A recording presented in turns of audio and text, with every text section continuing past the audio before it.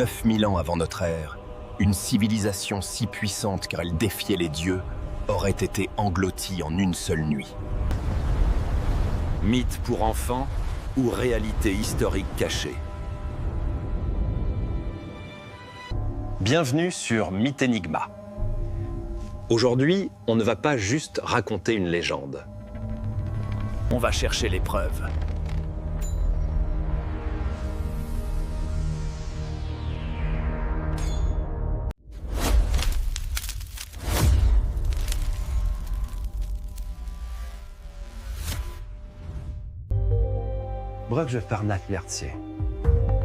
Tout commence avec Platon.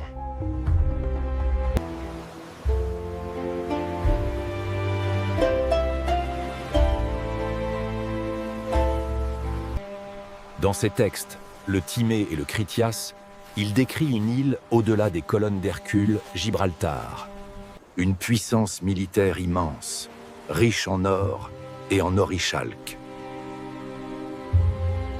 Mais attention, Platon n'était pas un historien, c'était un philosophe. Pour beaucoup, l'Atlantide est une allégorie de l'orgueil humain puni par Poséidon.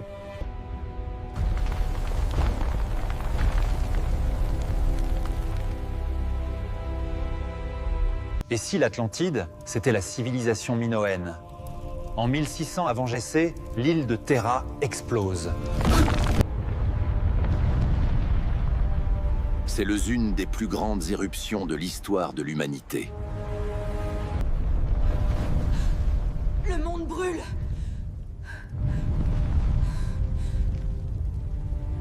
Tsunami géant, cendres qui cachent le soleil. La Crète est dévastée. Pour les contemporains, c'était la fin du monde. Le souvenir de cette catastrophe a-t-il voyagé à travers les siècles jusqu'à Platon? Certains chercheurs pointent aujourd'hui l'œil de l'Afrique en Mauritanie.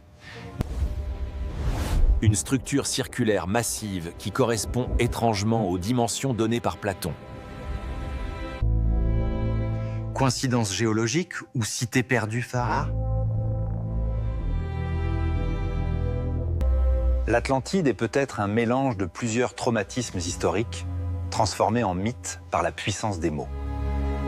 Et vous quoi? Vous croyez à la cité engloutie ou à la simple fable philosophique Fayard? Dites-le moi en commentaire. Si ce premier épisode de Mythe Enigma vous a plu, activez la cloche et abonnez-vous. On se retrouve très vite pour décoder une nouvelle légende. C'était Mythe Enigma. Restez curieux.